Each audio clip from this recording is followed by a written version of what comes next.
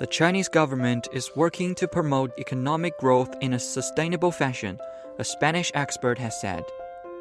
Pedro Nueno, a professor at IESE Business School, said the Chinese government is not solely focusing on business sectors exhibiting extraordinary growth, but rather on all sectors.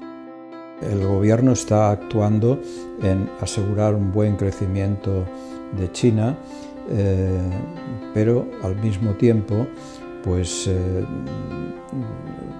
gestionar bien los sectores y empresas que, por ejemplo, crezcan simplemente endeudándose, pues esto el gobierno no lo ve bien, ¿no?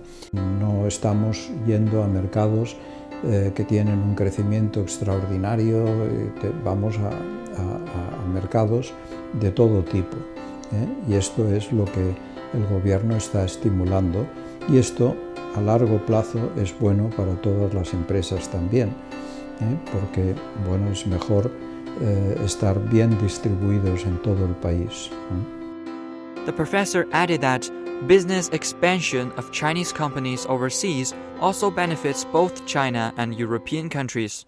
China puede ayudar porque si las empresas invierten aquí en Europa, pues tendremos menos desempleo, y además tenemos empresas que tienen una gran potencia, porque si tienen una buena participación en el mercado chino y también participan en el mercado europeo y el mercado americano, pues esto les da una solidez muy importante.